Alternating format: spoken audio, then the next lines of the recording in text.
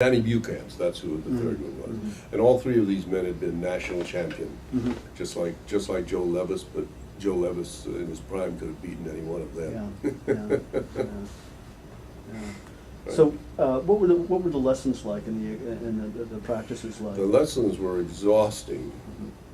Odon Niederkirchner gave me lessons that Rene Poiroy used to give me when he was up to a year from retirement. Very, and at the end of a working day, I was just completely washed out as a result, after the lessons. They were very good, but I'd be dead tired after them. And it's questionable as to whether I really learned that much in that at that time. Because you know, when you're dead tired, it's all you can do to keep up with the instructions of the fencing master. And you're not really that conscious of making it part of your game. You're just trying to do things right, as he demands. And so I didn't learn that well. I learned more from observing. One of the things that Rene taught me was look at the other fencer and see how strong his game is, and then try and see where you can impose your game on top of his at some point and turn it into your game. He said he would say it doesn't have to be for very long, but just long enough for you to execute the action that you are very good at, either on defense or on attack. And he was very much opposed to the counterattack, as a matter of fact. So I was learning attack and defense in those terms. And that sort of colored my thinking later on when I became a coach myself. And I only had a limited time to develop a fencer from just walking on into the fencing room and taking it as physical education, as so many students did here at MIT. And then getting them to qualify to be a member of the team. And so I couldn't concentrate so much on the classical actions as developing that fencer's strengths. And because MIT demanded so much of their time for the academic subjects, my time was compressed even more. And I remember giving fencing lessons to MIT students at 10:30, 11 o'clock at night, and the student hadn't slept for 24 hours. He'd been wrestling with some kind of a problem, or a problem set, I think they used to call them. And he'd be there physically, but it would be so much like when I was taking my lessons with Odon Niederkirchner that I could sympathize with the guy, and I would just concentrate on very few things with him. Odon used to insist that I go through this attack, defense, and then the counterattack. He threw that in, which was more than what Rene Poiroy gave me. And I was always under stress.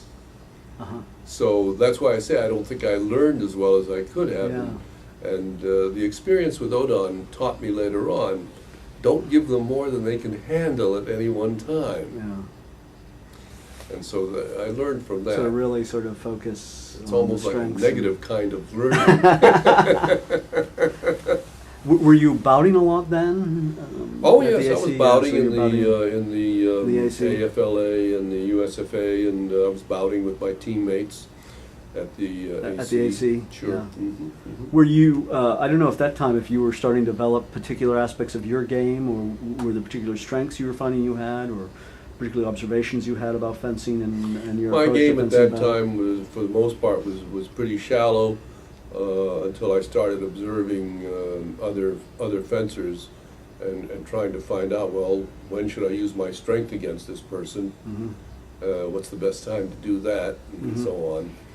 And at first, my moves were very simple. It was either I was on the attack, or I was on the defense, or I was counterattacking.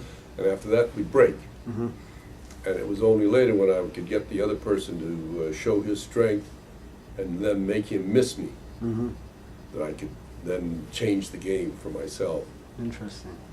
So when did you, was that still at the AC? How long were you at the AC? That was after the AC. Yeah. That was after the AC. So how long were you, now Niederkirchner, I just want to say, what nationality is that? Hungarian. Hungarian. Oh yeah, he was one of the famous coaches of Hungary. Yeah. He was he wasn't a very, very big guy, but he was very powerful, Yeah. and he had been a boxer. Uh-huh.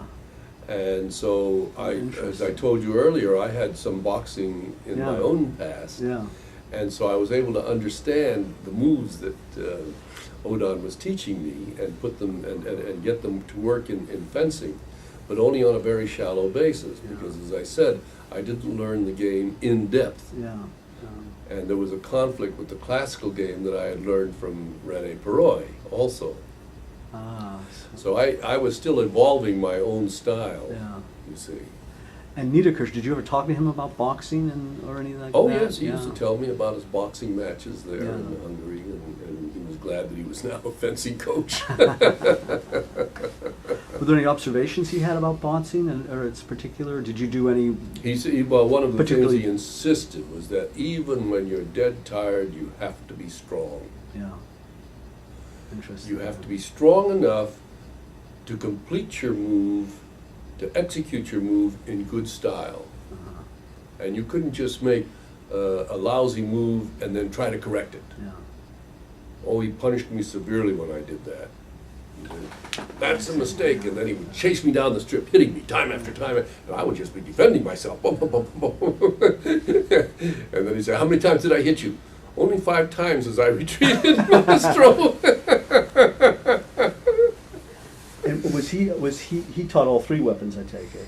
Or He was taught it foil? he taught mainly the foil and the épée. And was his weapon the foil? Or was His it- weapon was the foil. Was the foil. Yeah. Mhm. Yeah. So it seems like the conditioning was important. Eltash taught the saber. Oh, okay, yeah, Yeah. okay, right. So Eltash was there at the time. He was there also, yes. Oh, okay. John Eltash. Um, And Eltash taught mainly foil and saber. mhm. Yeah. So how long were you at the AC? I was there for 2.5 years, and then I went overseas. And now, where were you overseas? I was in the Philippines mainly. Back in the Philippines. So Yeah. were you and Natalie there? We were both there, Yeah. and I